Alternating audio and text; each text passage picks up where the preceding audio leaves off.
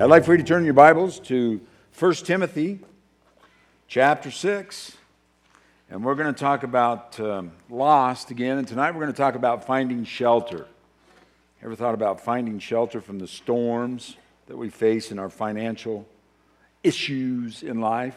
There is a reality that each one of us lives with in our materialistic culture that is so unique. You and I live in a materialistic culture. Any argument there? No. We live in a society that has so much abundance, now get a hold of this, that we can see every day what we don't have. I mean, we see every day what we don't have. Isn't it funny how we have no idea we need something until we see we don't have it? Have you ever noticed that? It's like it strikes you and you go, oh, I don't have that.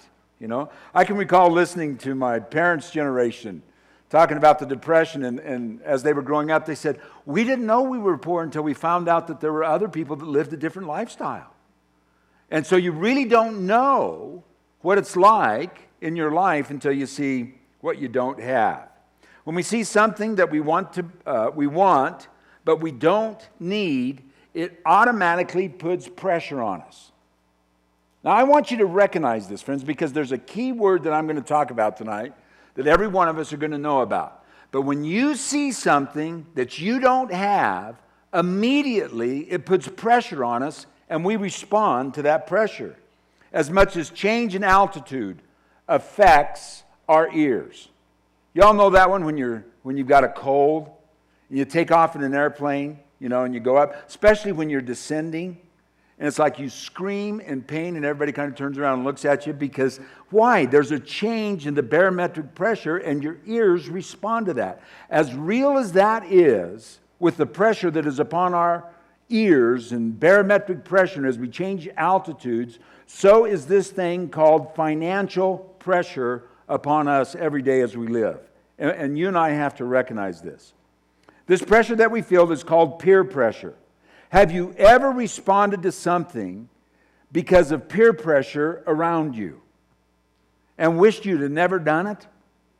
No hands up, but I bet you most of us could identify with that. Always tell the story about jumping off the bridge down here when it was still the bridge down at the Gunnison River, the old one you went across and it's about 60 feet. I'm scared to death of heights. But in high school, it was the cool thing to jump off of that bridge. And the only reason I did it, friends, is peer pressure. No other reason. As a matter of fact, one friend was up there. We were just talking about this the other day. And he prayed this prayer. God, if you get me off here, I'll never get up here again. With that, he jumped. Listen to what peer pressure is. Peer pressure is a false value system that has pressure on it to make us conform to its system. You feel that. You feel it emotionally, you feel it physically, you feel it in every way. It's even spiritual, friends. There's a pressure that is put upon us. From time to time, I see an object, and I know I just have to have it. And then there is that space between when I just have to have it and I get it, in between those two places, there is one word that really describes what goes off in me. You know what it is? Discontentment. I'm discontented because I don't have that thing. Discontentment is an appetite. And just like any other appetite, what happens when you feed it? Now, we're going to be one of those groups, aren't we? It grows. It grows. We really believe, now think about this. We really believe that satisfaction will come from obtaining this object we so desperately wanted. It's just, if I get that, I'm going to be so happy. And then all of us know the other side of that equation. You know what it's called? Buyer's remorse. Any of you ever felt that one? I used to be in the car business. And honestly, friends, you watch this happen. People, they'll come in on Saturday. They've just got to have that Trans Am. And they'll trade in their old car, and they go out of there, and their feet don't even touch the ground. They are so happy with that purchase. Fast forward, 36 hours later, Monday morning, they come in and go, is there any way we can undo this deal? What is that? is because what they thought was really going to make them happy, even 36 hours later, is a disappointment to them. Because the reality of now is, oh my God, I signed up for 60 months of this. And the reality of it begins to take place in their lives, and it's called discontentment. They're not happy with what they got. And you know what the sad part of that is? Is that then we find another object and think, well, maybe I missed it on that one and I'll get the next one. And the same dynamic takes place. You know, a good definition of insanity is doing the same thing over and over again, expecting different results.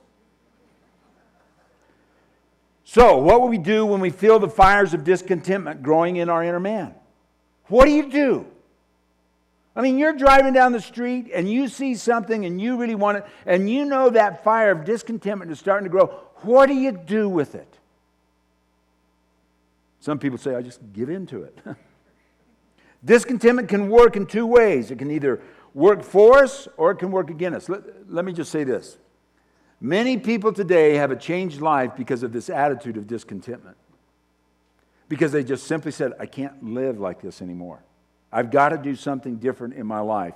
And that discontentment actually moved them out of a place in their life to where they're in a better place. Many of you have heard me talk about John Wimber, who is the founder of the Vineyard. And at some point, his life and church life just got to be to a place that he couldn't stand it anymore. And discontentment said, I'm going to change church life. Something just happens in us. And so discontentment can be used in a good way. But discontentment can be used in a bad way or a wrong way. It only plunges people into greater discontentment because that urge, get a hold of this, can never be satisfied with buying the next new thing. It just doesn't work. And that's exactly what Paul's talking about here to Timothy. I want you to turn your Bibles to there, 1 Timothy 6. We'll start at verse 6, and then we're going to jump down to verse 17. But godliness with contentment is what? Great gain. For we brought nothing into the world, and we can take nothing out of it. Never seen a U-Haul behind a hearse. You're not going to take one thing. You know, I've done a lot of funerals, and I've watched people do this, and I understand it, but they'll put teddy bears and stuff in there, and I'm thinking, they ain't taking it with them. They don't even know it's there.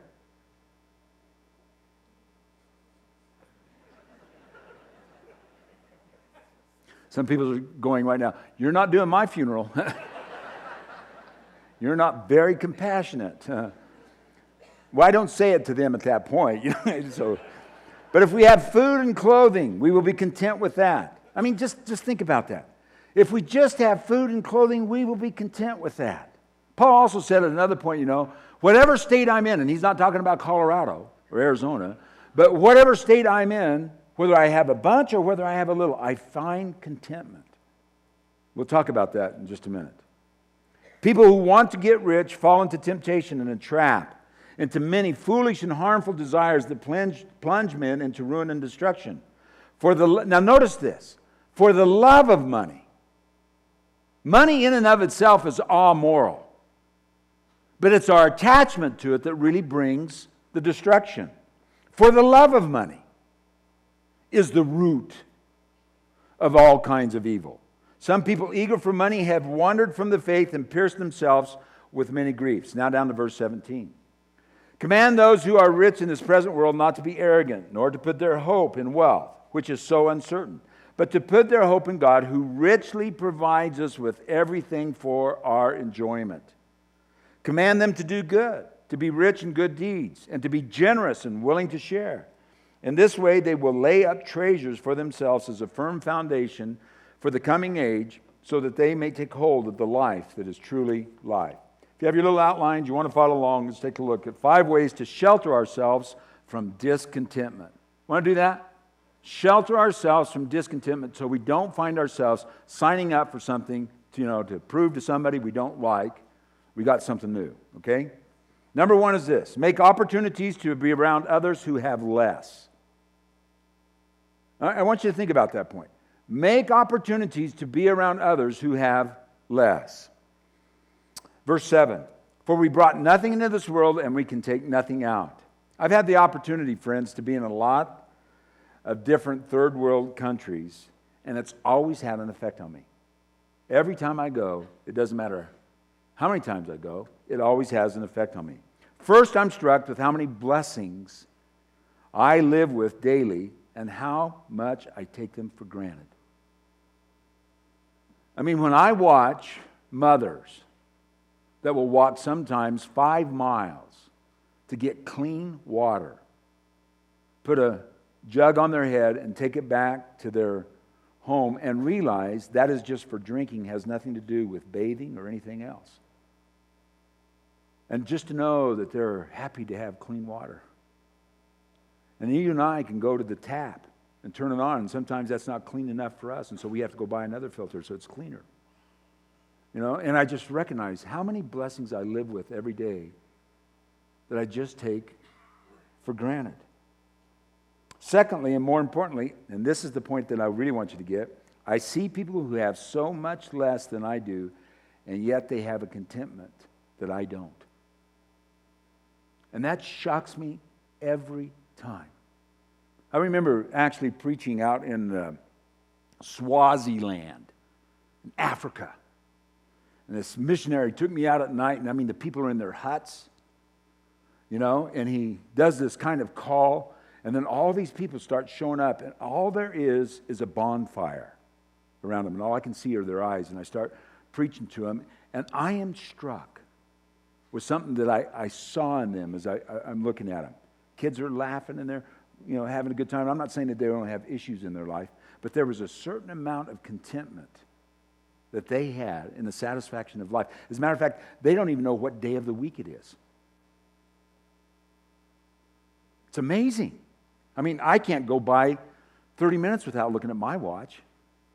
And there is a contentment in their life that we just simply don't have. It's amazing to me. Listen to this in Ecclesiastes 5:12, and I'll make this point in just a minute. The sleep of a laborer is sweet, whether he eats little or much. But notice this. But the abundance of a rich man permits him no sleep. We fight a war of abundance that we see with our eyes daily, that people who live in poverty have no clue with what's available to us. So what does that mean? Are we to walk around with our eyes closed and drive blindfolded so that we're not tempted? Absolutely not. But I do have something that I can share with you. We are to be aware of that pressure of discontentment. Why is it that I'm feeling the way that I'm feeling? What we need to really be is this, friends. We kind of need to be walking around with our eyebrows about, 6 inches above our forehead going, aha, I know what that feeling is. And I'm not going to buy into that discontentment. I'm not going to sign up for something that's going to take me someplace that I don't want to go. And so when we begin to realize that, we begin to understand that there is a great wealth for us to be around people that have less than we do, and just think in our minds, I know of people that have a whole lot less that are contented. I don't need that thing. Let me tell you a story. It'll be a short one. But there's a guy by the name of Bruce Olson. You ever heard of Bruce Olson? Bruce Olson was a missionary to the Monolone Indians down in Colombia, I believe it was. His first book was For This Cross I'll Kill You, and then the second one was called Bruchko. And it's a wonderful read. As a matter of fact, I couldn't put it down. But anyhow, he goes in, and it's a long story. He does an incredible amount of evangelism. As a matter of fact, it took him 2 years. He's a linguist. It takes him 2 years to break down the language so that he can even understand. He eats things that we won't even talk about, just to identify with these people. And once he breaks down the code, they do. I'll just tell you this. It's a really interesting little story. They had this little thing. It's a folklore religion that every year they would run out into the forest. They would dig a hole, and then they would scream into this hole, "God, come out of the ground. God, come out of the ground." And when Bruce heard that, he goes, "I can tell you about the God that came out of the ground." And it changed their whole village. Matter of fact, it changed their whole nation, because they've been praying about this God that was going to come out of the ground, and they needed somebody to tell them about him. So he came and told them about him, and so that's what happened. But that's not the point of the story. So you got a little bonus round there. So what happens is the Monolone Indians, they have a lot of oil in their country. White man starts coming in, starts taking over their country. So Bruce brings a lot of these natives to America to educate them in the laws of the land so that these white people can't come down and take away their resources. So they come up here and get educated. You know what they said to Bruce? You guys are crazy, the way you live. We're going back to the jungle and live the way that we used to, because we're a lot more contented in that lifestyle than what we've got. All I'm saying is, friends, we can live with a lot less. And sometimes you and I have to just journey right back to the place and recognize that we're not going to take anything out of here. Number 2, learn to enjoy the moment. Learn to enjoy the moment. The rest of you can just leave. This is all for me. Okay? Verse 8. But if we have food and clothing, we will be content with that. Listen to this in Ecclesiastes 6:2. I've been in Ecclesiastes for months now. I can't get out of it. God gives a man wealth, possessions, and honor, so that he lacks nothing his heart desires. But God does not enable him to enjoy it. Ew. A consistent theme I hear from people who have things to enjoy is complaining about no time to enjoy them.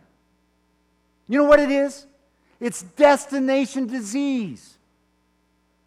You know, you got the RV that's sitting out there, and I'm not against anybody that has RVs or cabins or motorcycles, obviously. I'm not against those kind of things. But I am against this, is what it does when it robs us of the moment. And the moment is that most of the time we're taking the time to try and figure out when we're going to use the thing because we feel so guilty because we're making payments on it every month, but we're not taking it out and using it. And instead of enjoying our family or whatever is going on and seizing the moment, carpe diem, seizing the moment, we're out thinking about how we can plan to do it. And then we're going, how am I going to pay for this? You see, instead of enjoying, one of the things that I've really found out that I recently, and I mean it, friends, I'm really trying to work on this, and it's extremely difficult. One of the things that I'm really beginning to enjoy is just the spontaneity of conversation. Something that isn't planned. And you just find yourself engrossed in a conversation. And it's like, and I have this tendency, I got to go on to the next thing. When in fact, friends, I really don't have to go on to the next thing. It's just because that's my nature. I don't seize the moment. You see, and then we find ourselves, let me read this to you because I have something I do want to read to you. It's impossible to seize the moment when our minds are thinking about the future and complaining about what we don't have. One of the aspects of leadership that I just absolutely hate is this. I'm always living in the future, that I can't enjoy the moment right now. I was in a meeting the other day, and you know what we were talking about? Back in March. You know what we're talking about? Christmas.